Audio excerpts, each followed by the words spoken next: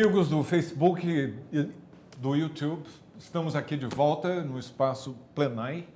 Nós hoje estamos com um dia bastante intenso, várias palestras super interessantes, mas estamos também aqui, eu, Alexandre Kalash, gerontólogo, entrevistando uma série de pessoas não só que falaram, palestrantes, mas também pessoas especiais que estão aqui acompanhando, participando desse evento tão bem organizado. Entre eles, uma pessoa de quem eu gosto imensamente, um grande amigo, Pedro Herz, da Livraria Cultura. E tudo que a gente falou hoje aqui, até agora, inclusive na minha fala inicial, perpassa por coisas que ele tem a experiência, ele pessoal ou de família, de poder falar muito, de missão, de propósito, de resiliência, dessa perspectiva de curso de vida e também da importância que tem a cultura para que a gente possa envelhecer bem num país como sociedade. Pedro, um prazer ter aqui. É todo meu, Kalash. Muitíssimo obrigado pelo convite, dessas coisas interessantes que eu estou aqui como ouvinte e ouvindo e aprendendo, né? Eu aprendo bastante ouvindo. Estou às suas ordens. E começa por aí. Você está dizendo que você aprende bastante ouvindo. Aprender. Aprender é uma perspectiva de curso de vida. Quando é que você começou a aprender a aprender? Acho que na maternidade de São Paulo, quando eu nasci, dia 28 de maio de 1940, eu aprendi a ouvir.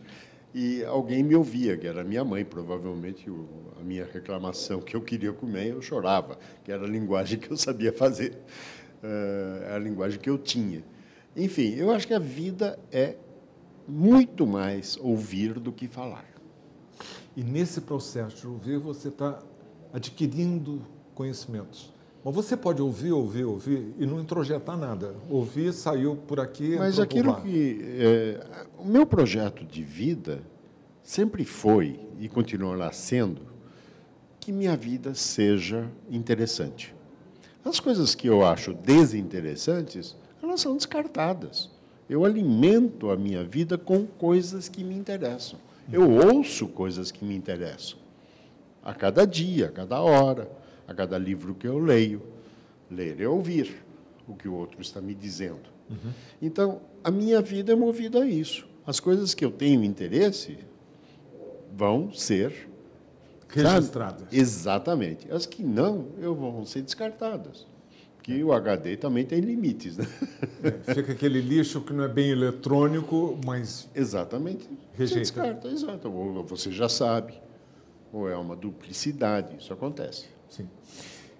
Isso é importante. E, Pedro, vocês já ouviram, 1940. Então, podem fazer as contas rapidinho. Faço 78 daqui a pouco. 78 pertinho. E essa perspectiva de você aprender, não tem tempo para parar de aprender. Sem dúvida. Os meus neurônios precisam ser alimentados. Uhum. Eu preciso alimentar os meus neurônios de alguma forma, com coisas que me interessam, com coisas que eu tenho tempo de praticar e com coisas que eu tenho a condição de agir da maneira que eu penso. A coerência entre agir e pensar, para mim, é fundamental. Coisas aí que vêm de casa, né? Vêm de família. E eu queria que você falasse um pouco de uma grande figura, sua mãe, Eva, porque ali tem muito ensinamento, teve muita resiliência. Você acabou de dizer, uma família judia que veio para cá e você nasce em 1940. Como foi esse processo, Pedro? Esse processo é um processo razoavelmente comum, não teve nada. Essa vinda para o Brasil não foi uma coisa planejada, nem um pouco planejada. Minha mãe e meu pai, já casados, na Alemanha, foram expulsos pelo Hitler, óbvio. E minha mãe foi na congregação israelita de Berlim e disseram para ela, vá para casa e volte com os passaportes. E assim foi, não foi uma viagem planejada, parte dia tal, navio é tal, e foram para o porto. Então, isso foi 38, né? 38. Julho de 38. Então, privilégio ainda, né, de ter escapado que vinha por aí, enfim, pela frente. Eu acho que houve até um pouco de negação de sair do país, sabe, onde nasceram, rejeitados, mandados embora do país. Teve, acho que, esse componente também que se manifestou mais tarde. Eu vi isso, mas muito tempo depois, que a Alemanha convidou eles a visitar a Alemanha. E eles disseram não. O país que me expulsou, eu não vou. Depois eu convenci eles a visitar. Então, isso tudo foi um aprendizado. Tem episódios engraçadíssimos, né? Eu acho que eu posso contar que o navio em que minha mãe veio, aliás, eles não conseguiram embarcar no mesmo da navio. Estrela de Davi, eu adoro Exatamente. essa história. Essa história, para aqueles que não conhecem, o navio em que minha mãe conseguiu fugir fez uma escala técnica em Recife.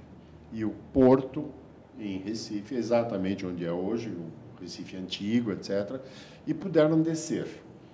Não conseguiram ficar porque o Getúlio não permitiu que os refugiados ficassem no Brasil. Então, mas puderam descer e tal, e aí minha mãe vê uma estrela de Davi. Numa porta sim, uma não, uma porta sim, uma não. E ela falou, cheguei no paraíso. O que é a estrela de Davi? É o símbolo do judaísmo. A estrela Por excelência. Exatamente. Mas não tinha nada a ver com isso, entende? Aí ela falou, bom, isso aqui é... Sendo expulso praticamente da sendo Alemanha, expulsa perseguido. com a suástica pintada na porta da casa dela. E chega 15 dias depois de ver só água dos dois lados do navio, aí vê a estrela de Davi. Poucos sabem o que era, mas era o símbolo da cervejaria Antártica, que já tinha o Guaraná e etc., os outros produtos, eram judeus que... proprietários da Antártica. Então, todos os produtos antárticos tinham lá cerveja antártica, o bar do Miguel, bar do não sei o quê, e era o logotipo da... E foi quando ela percebeu que não era bem o paraíso, era apenas uma situação... era uma situação, mas meio... né? Onde é isso que eu estou? Né? A suástica de alguns dias atrás e agora a estrela de Davi. Então, foi uma coisa muito marcante. Em seguida, foram anos difíceis, anos de pobreza, Total, anos de quer dizer, grande praticamente dificuldade. com a roupa do corpo, marcaram com o que coube na bolsa, não deu para fazer mala, nada disso, e a Argentina os recebeu. E na Argentina, então, eles pleitearam um visto para vir para o Brasil, porque, não sei exatamente, mas eu acho que é um pouco porque os conhecidos que vieram e foram para o Brasil... sem motivo específico, sem conhecimento de causa, e vieram parar no Brasil. Eu já sou, meu irmão e eu, made in Brasil, nascidos aqui, e assim foi. E aí a história de sobrevivência mesmo, porque meu pai era representante comercial, conseguiu, mal falando português, e vender as roupas, camisas, calças, meias, etc., que ele fazia, e tentando sobreviver com isso. No entanto, sua mãe percebeu, e isso é importante a gente ter ciência, de perspectiva de custo de vida, o envelhecimento ativo, seja ele em qual for a idade, é você otimizar as oportunidades que a vida apresenta. Oportunidades para a saúde, oportunidade para conhecimentos, oportunidade para você participar da sociedade também, oportunidades para você se sentir mais protegido e seguro à medida que envelhece. E a sua mãe, num determinado momento, percebeu que a comunidade de língua germânica, alemã, tinha pouco acesso naquela época a livros. Nenhum acesso. E aí, como foi essa história? Aí, logo no pós-guerra, 47, realmente o que meu pai ganhava era muito pouco, e ela precisava inventar uma história qualquer que fosse para ajudar meu pai, trazer algum recurso para dentro de casa para já alimentar 2 filhos, além dela e do meu pai. Então, minha mãe resolveu fazer uma biblioteca circulante com livros alemães, porque os amigos disseram, puxa, eu não encontro um livro para ler, um best-seller, qualquer coisa, não havia televisão, não havia nada, enfim, que pudesse entretê-los. E aí ela teve a ideia de comprar 10 livros em alemão, de um importador que era conhecido nosso, ele deu crédito para ela pagar isso um pouquinho por mês, ou qualquer coisa parecida com isso, e ela fez com 10 livros uma biblioteca circulante em alemão, para que esses livros, mais ou menos no prazo de uma semana, a pessoa lesse e devolvesse, e pagava um aluguel, como se fazia nas videolocadoras até pouco tempo atrás. E esse é o início da Livraria Cultura, que, pelo nome, é um centro de cultura, não só aqui em São Paulo, mas em várias outras cidades. Qual é a importância da cultura para todo esse processo de você poder, como sociedade, amadurecer? Olha, são tantos os fatores que é difícil enumerar um, sabe? Acho que é todo um comportamento. Minha mãe, por exemplo, entendia o que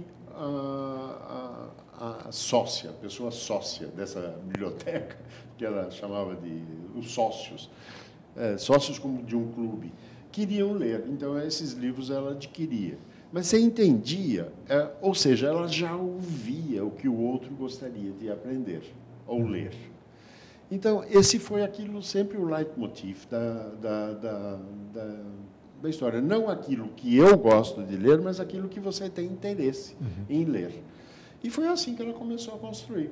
E aí, introduzindo outro idioma, que foi o português, e assim foi. Até o momento que uma pessoa chegou para ela e falou assim: Eva, mas por que você não vende livros também? Semana que vem é aniversário da minha tia, eu gostei tanto daquele livro que eu compraria para dar de presente para ela. Ela começou também, com pouquíssimos livros, a ter uma livraria.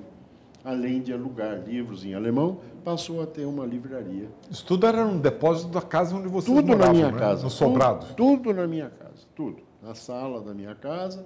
E os livros, como todos sabem, vão crescendo, o número de exemplares vão crescendo, as prateleiras não são de borracha, elas não esticam. E acabamos tendo livros até embaixo da minha cama. Até embaixo da cama. Até embaixo da cama.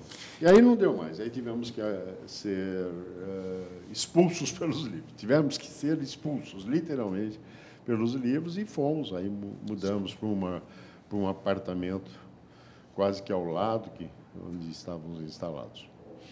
Tem uma história bonita nisso tudo, Pedro, que a gente tem que sempre chamar a atenção. As dificuldades da vida, e uma vida longa tem mais dificuldades, barreiras, obstáculos, perdas, e é a forma como a gente dá a volta pelo lado, dá o salto por cima, aprendendo com esses obstáculos, com essas dificuldades. Estou falando de resiliência. E por isso que é tão importante a gente ouvir histórias como a história da mãe do Pedro, da Eva, que transformou essas dificuldades, que pôde perceber uma oportunidade, que pôde crescer com esses obstáculos, que deu a volta por cima e cria uma das instituições, porque não é uma livraria, não é só uma casa de negócios, não é uma loja, é uma instituição cultural das mais respeitadas em todo o país. Por isso a importância da gente ouvir essas histórias, para a gente poder aprender com essa resiliência. E agora, Pedro, quando você olha para o panorama hoje do Brasil, nós estamos envelhecendo, nós estamos atravessando ainda, tem gente que está celebrando o fim, a gente está ainda numa crise que é social, política e que é econômica. Você, com esses anos todos observando o país e o papel da cultura disso tudo, uma das características importantes da gente poder envelhecer bem é você ser leve, você encarar a vida com otimismo. Você é um cara com bom humor, você tem um senso fabuloso, é ótimo estar contigo, conversar. Você está mantendo o otimismo? Olha, eu acho que eu mentiria se sim, mas eu digo por quê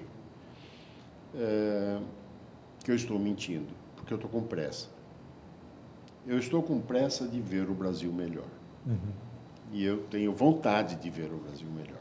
É uma vontade minha. E eu fico em dúvida se eu vou ver o Brasil melhor. Que tem um espaço para que ele seja melhor, eu não tenho dúvida nenhuma. É uma extensão, é uma riqueza, é uma gente que tem vontade, tudo está para ser feito. E aqui eu lamento assistir e ver o que eu vejo, acho que todos os brasileiros, no fundo, né? Aqueles que têm alguma coisa, que têm um certo amor pelo país, enxergar uma coisa que é não reconhecer o que o antecessor fez. Tudo que o antecessor fez não presta. Isso não existe. Você pode discordar de uma coisa, mas o antecessor fez uma obra, fez um projeto, qualquer coisa que seja, e nada presta. Tudo é destruído que o antecessor fez. Portanto, não há continuidade da melhora, que poderia estar muito mais avançada do que está. Então, nós estamos dando uma marcha ré. Eu faço uma pergunta para aqueles que nos veem e ouvem, uma pergunta que cada um faça para si mesmo. O que funciona no Brasil? Para todos. Para os 200 milhões de brasileiros, o que funciona para todos? Eu sei que é uma resposta difícil, mas é importante que se faça essa pergunta para cada um. O que funciona para todos nós, para que tenhamos um país melhor? Porque esse, para todos nós, é muito importante. Porque você viver num país de grandes desigualdades, onde é muito bom para você, entre aspas, muito bom. Você mora num lugar cercado, num condomínio com segurança, com talvez até miliciano do lado de fora, num carro blindado, só pode frequentar determinados lugares, num shopping, porque ali tem segurança. Isso não é bom para ninguém, né? Para ninguém. Para ninguém. E acaba todo mundo sofrendo as consequências dessa desigualdade. Nós somos hoje monotemáticos, né? Falamos da crise. Não tem outra conversa, da corrupção, da crise, a corrupção, da crise. A gente não tem outro assunto para conversar. É muito pouco. É muito pouco. Eu acho que nós temos que mudar isso aí. Então, agora, uma coisa que seja boa para todos. Não é possível que não haja. Que haja gente discordando, não tenho dúvida. É difícil contentar a todos. É realmente difícil. Mas não temos esta possibilidade, eu acho que é muito triste. Só lembrando que nós estamos de volta no Facebook, houve uma pequena interrupção, estamos aqui com Pedro Rez, Livraria Cultura, um papo delicioso. Há pesquisas, Pedro, mostrando que você pode fazer tudo direitinho. Você malha, você come bem, você cuida da dieta, não bebe muito, não fuma, todas essas coisas relacionadas ao estilo de vida. Mas você mora num país desigual. E a desigualdade mata. E ela cresce aqui. E quando cresce, como está crescendo no Brasil, você explica, por exemplo, por que nos Estados Unidos, que é um país imensamente rico, mas muito desigual, e mais desigual hoje do que era há 5 ou 10 anos atrás, eles têm, no ranking internacional de expectativa de vida, eles ocupam o número 31. Há países muito mais pobres, claro, países desenvolvidos, mas muito mais pobres. Por exemplo, na Espanha, que tem uma expectativa de vida mais alta. Uma Costa Rica. O Japão, que tem a expectativa de vida mais alta do mundo, que são países que são menos desiguais. Não é que a desigualdade tenha desaparecido, mas eles são menos desiguais. E isso leva a uma noção que é importante, que é da confiança, do trust. Eu confio em você. E no que eu confio em você, eu me sinto mais abraçado, eu me sinto mais integrado. A minha própria autoestima aumenta. E isso é muito importante à medida que um país envelhece, porque se a gente quer uma vida plena, a gente tem que pedir essa vida plena para todos. Que não seja aquela coisa exclusiva de alguém que possa ter acesso. Mas confiança, que você citou agora, confiança é uma coisa que se adquire. A confiança a gente passa a adquirir. Como que nós vamos adquirir confiança nos governantes nossos? Que conversam com a gente na época da eleição, depois nunca mais. Que nos maltratam de alguma forma. O sofrimento daqueles que usam transporte público, os sofrimentos que têm filhos na escola, daqueles que têm filhos nas escolas, O Brasil é reprovado. A cada ano, tira piores notas na escola. Os problemas de segurança que enfrentamos, isso é uma questão de confiança. Eu confio na polícia. Eu devo confiar na polícia. Preciso confiar na polícia. Preciso confiar no representante meu na Câmara dos Deputados ou no Senado, seja no governador, em qualquer estado. Mas a gente não tem isso. Então, é tudo olhando para o seu próprio umbigo. Benefício próprio. Pequeno, às vezes. Muito pequeno.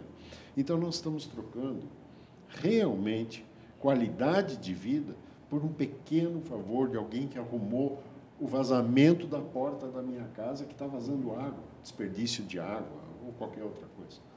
Enfim, os valores estão sendo minados por essa água que está sendo derramada. Pela ineficiência da máquina pública.